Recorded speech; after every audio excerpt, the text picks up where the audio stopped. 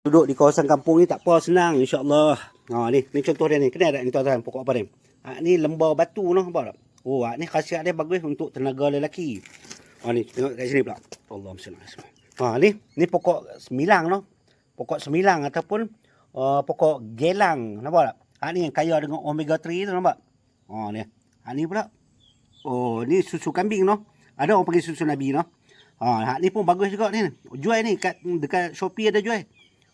Ni pucuk gagar. Nampak tak? Ni. Ni pula subang nenek noh, yang bunga dia warna kuning-kuning macam subang tu.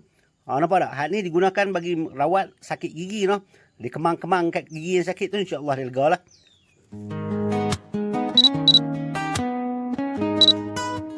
Assalamualaikum warahmatullahi wabarakatuh. Alhamdulillah.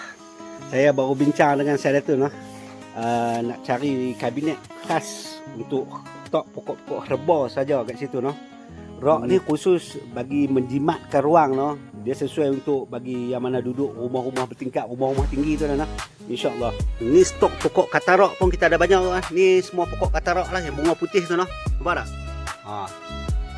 Ni pula rumput Beijing ataupun rumput Cina tu nampak. Oh, banyaklah tumbuh ni. Nampak? Subang nenek. Ni tengok. Ni. Susu kambing ni tu dia tu. Berlungguk-lungguk ni. Alhamdulillah. Apa yang kita nak cerita kat sini ni? Inilah yang kita nak bubuh dalam rok tu noh. Insya-Allah ni baru nak pecah-pecah pasu ni. Antaranya kolesterol, pokok kolesterol. Ni telinga kera. Ni tawar bisa, pokok lipan, ni dada lipan. Ni pokok tulang lipan noh. Itu lembar batu tumbuh apa? Ni pun pokok ubat ke? Saya lupa nama pokok dia apa dia ni. Apa? Kedai dah. Ni bunga subang nenek tu noh. Bunga dia warna kuning-kuning tu noh. Ni kecil bunga dia besar sikit lagi. Ni pokok gelang tu nampak, batang merahan.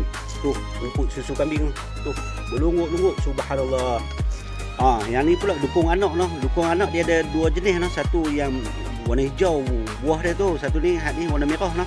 Bagus juga. Nampak ni? Kenal tak? Ni pun bagus ni. Ni rumput mutiara, nampak? Ni saya tengok dalam satu petua nenek noh. Saya suka rujuk petua nenek, Facebook petua nenek. Dia bagus noh. Ada banyak maklumat herba ni noh. Okeylah, sekadar tu dulu. Bermanfaat. Terima kasih banyak. Assalamualaikum warahmatullahi wabarakatuh.